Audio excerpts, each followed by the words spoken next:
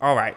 Atlanta Falcons draft review. I think that they had, quite frankly, an awesome draft. I think they got a lot of really talented players in this draft, starting off with their 8th overall pick. So just so you know what you're looking at, to the left side of your screen, it's, the list of players they drafted, column all the way to the left, when they were drafted, and the number right next to them is where they ranked on the consensus big board. Drake London was very high on the consensus big board. He was very high in the NFL draft, 8th overall, and especially, part of me was like, do you need to go wide receiver here? You could probably get a good one round 2, but the reality was, with the way the NFL teams were desperately trying to get receivers this year, which is not a bad strategy at all, getting one before that run happened, you got your pick of the litter, not a bad move whatsoever.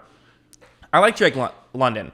And one thing I feel like I keep seeing with Arthur Smith is it seems like he's trying to recreate the offense that he had in Tennessee a little bit, which makes some sense. It was a really good offense in Tennessee and still is a really good offense in Tennessee, largely due to the blueprint that he helped build. So I think Drake London could be the A.J. Brown of that offense, which is not a way that I initially thought of him as, but I could see it being really good.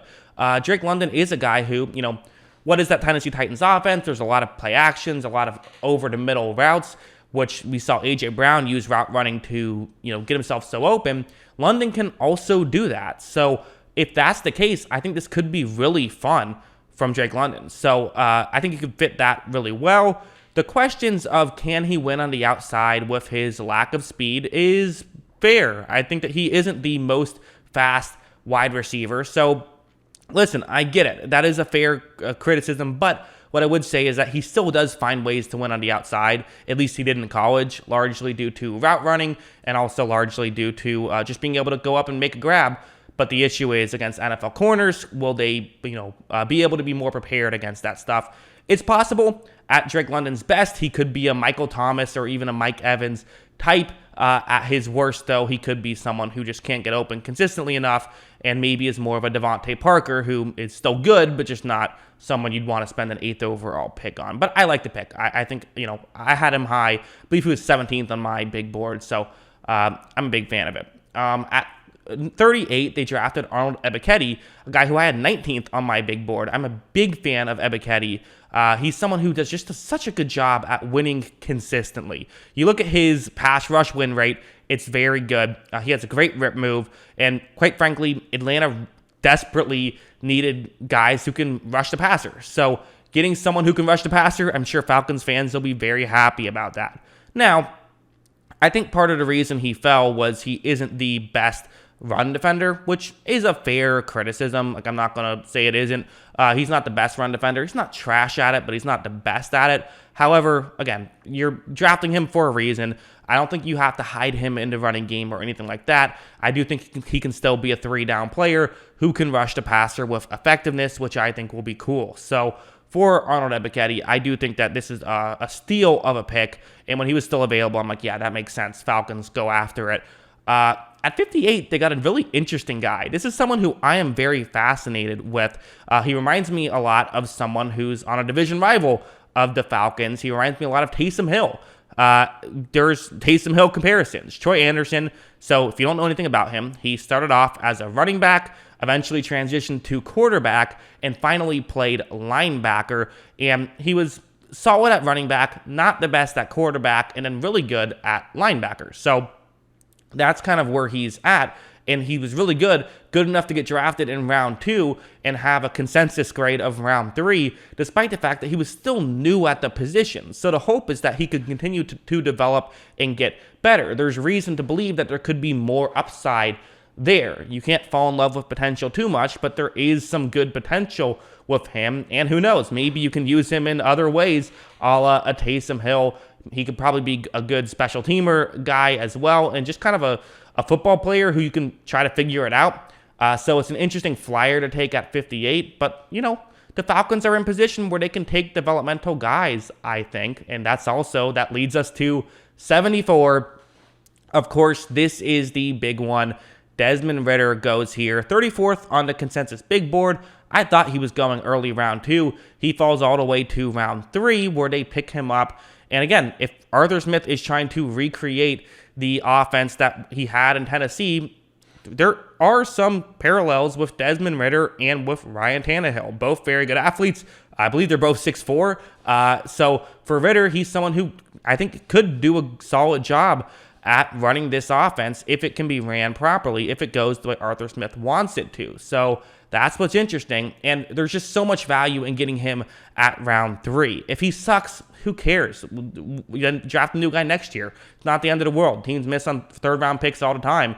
I don't even know if it's a 50% hit rate, but if you hit, you just got a good quarterback for basically nothing, and you still have Drake London and Arnold Ebiketie that you added. So the risk-reward here, it's a small risk and a huge reward, so it's just an awesome value, and that's going to make it a great draft. Just that alone, it's a great draft. Everything, if that's the only thing they did, this is still a great draft. If they drafted him at 8th overall, I would have defended it. So getting him at 74, yeah, that's good. 82, D'Angelo Malone. Don't have too much to say about him. I didn't scout him too much, but from what I've seen about him, I looked up, numbers and read about him and things like that. It seems like he's someone who just feels like he'll be solid. His numbers were like okay, which, the numbers that I look at, more advanced statistics such as like pass rush win rate, that's something that does translate to the NFL pretty well. Guys who are good at that at the college level tend to be good at it at the NFL level. He's okay at it, so I think he'll be okay at the NFL level. He feels like the 82nd overall pick, basically. That's how I feel about D'Angelo Malone. Someone who I do feel very high about, though, is Tyler Algier. He is someone who I think could be awesome, quite frankly. I had him as my 5th favorite running back, so getting him at 151, it's great. He's kind of definitely a power back, so the trend tends to be, are you recreating the Arthur Smith offense? Well, I'm not going to say he's Derrick Henry, but he does seem like he's someone who, can also excel in the, the outside zone or the wide zone scheme. So I think that he is someone who should be very fascinating. I think he'll do well in Atlanta. And then for the other 2 picks at 190 and 213, seems like a couple of guys to kind of, work with the running game a little bit. Justin Shafir, who's a good run blocker. Again, will he be able to reach that potential? In Atlanta, will he even be a starter? I don't know. I don't know if that's the way that they're going to use him, quite frankly. I don't think that that's something that they're really looking for too much. But again, looking at his numbers here, from Georgia, he was like a good run blocker and a good zone run blocker in particular. So that's probably why they're taking a flyer on him. And again, it's a flyer. It's a 6th-round pick. It's 190. You're not expecting a star. If he's a solid backup, that's worth a 190 pick. John Fitzpatrick, the other guy at 213, tight end who can block. So he'll probably play at times, and he can't catch, but basically you're going to have to scheme him open. However, he's there to block. So with all of that stuff, that's what I like about this Falcons draft. I think the Falcons are doing some really good stuff and making some moves to be competitive. It sucks because they lost Matt Ryan, and they took on a bunch of money, but they kind of had to. You can't really do much with paying Matt Ryan $50 million a year. I actually think that they're in a better spot now, even if it means that they're going to have to get worse before they get better. I think they're on the path of getting better. But that's what I think. What do you guys think? Let me know in the comments below. What were your thoughts on this draft? Always love hearing from you. And of course, as always, thanks for watching.